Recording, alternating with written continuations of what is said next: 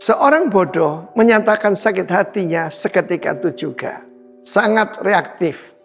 Tetapi orang bijak mengabaikan cemooh, memberikan right response. Ada seseorang disebut a man after God's own heart. Itu David, Raja Israel, King David. Satu hari ketika Absalom memberontak, dia mengambil keputusan untuk tidak berperang. Dia mengambil keputusan untuk meninggalkan kota raja. Memakai pakaian kabung, kepalanya dikasih abu. Dan saat sampai di satu tempat bernama Bahurim. Bahurim itu artinya desa anak muda. Dan ada seorang anak muda. Keturunan daripada, masih ada keluarga lah. Tentu saja daripada dinasti yang terdahulu, daripada Saul, suku Benyamin.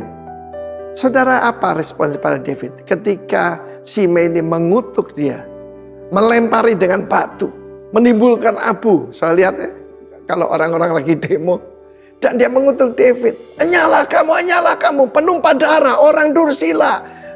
Tuhan, dia bilang Tuhan yang ngangkat Absalom jadi raja gantikan kamu, sebab kamu penumpah darah. Saudara, David pada saat itu tentu saja ajudannya Abisai nggak terima. "Tuanku, aku penggal kepala orang itu."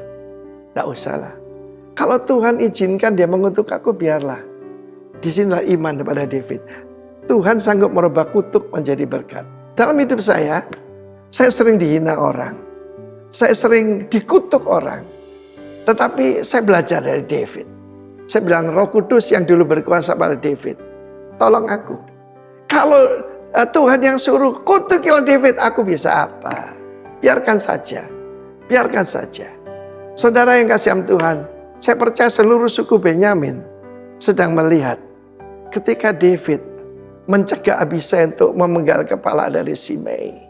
Dan apa saya percaya, ketika semua terjadi perpisahan antara dua kerajaan, 10 suku di utara, 2 suku di selatan, yaitu kerajaan Yehuda, Benyamin tetap setia.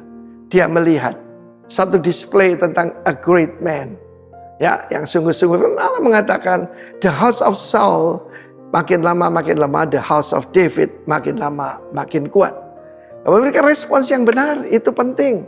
Satu kali saya dihina di depan umum, saudara. Apa yang saya lakukan? Saya menerjemahkan seorang pengkhotbah, disuruh ganti. Tidak ada masalah.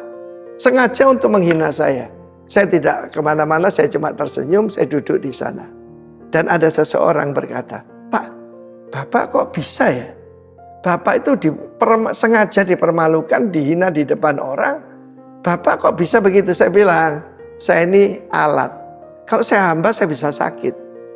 Tetapi kalau sebagai alat, terserah Tuhan." We learn from David. Kalau ada orang diizinkan menghina kita, kalau Tuhan yang izinkan gimana?